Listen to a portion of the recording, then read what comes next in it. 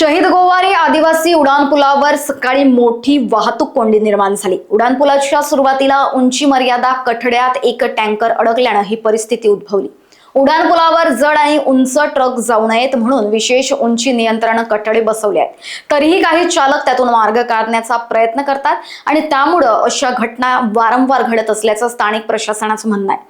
आज सकाळी सुमारे 7:30च्या सुमारास चंद्रपूरकडे जाणारा एक टँकर उड्डाणपुलावर चढण्याचा प्रयत्न करत होता, मात्र टँकरची उंची अधिक असल्याने तो कठड्यात अडकला आणि लगेचच वाहतूक विस्कळीत झाली। सुदैवाने हा टँकर त्यावेळी रिकामा होता। काही दिवसापूर्वी तोच टँकर पेट्रोलने भरलेला होता, त्यामुळे आजचा प्रसंग धोकादायक अपघातात परिवर्तित होण्यापासून थोडक्यात बचावला। घटनास्थळी वाहतूक पोलिसांनी तातडीने धाव घेत टँकर हटवण्याचं काम सुरू केलं असून वाहतूक हळूहळू सुरळीत होते आहे। लोकवाहिनी मीडियाकरिता अविनाश तोतळे, नागपूर।